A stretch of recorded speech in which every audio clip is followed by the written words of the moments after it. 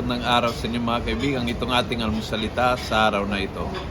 Ang Ebanghelyo ay Luke 6. Sabi ng umpisa ng Ebanghelyo ang ending. Umpisa ng Ebanghelyo is Jesus departed to the mountain to pray.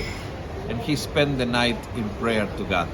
The end of the gospel is everyone in the crowd sought to touch Him because power came forth from Him. Dahil pumunta siya sa bundok, nakipag-ugnay sa kanyang ama na puno ng kapangyarihan at kung ano ang laman ng kanyang puso, yon ang umapaw, yon ang lumabas at yon ay natanggap ng mga tao. Nangyari kay Jesus, nangyari sa iyo, nangyari sa akin.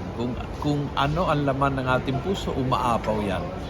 Nakikita ng tao, naramdaman ng tao, na tayo ay puno ng sama ng loob, puno ng galit, puno ng stress, o puno ng kapangyarihan ng Diyos. Kung saan tayo na-connect, doon tayo aapaw. At mahalaga, humingi ang biyaya sa Panginoon na marunong tayo makipag-connect sa mga totoong nakakapuno sa ating. Puno in the sense na nakakaganap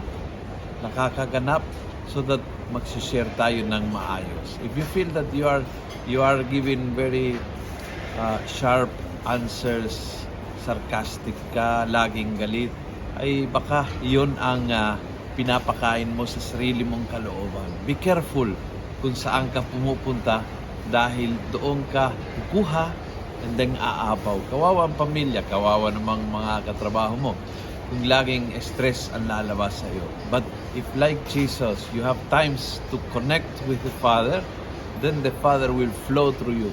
The grace, the peace, the joy, aapaw yan, mahahalata ng tao. Kung nagustuhan mo ang video ito, please pass it on.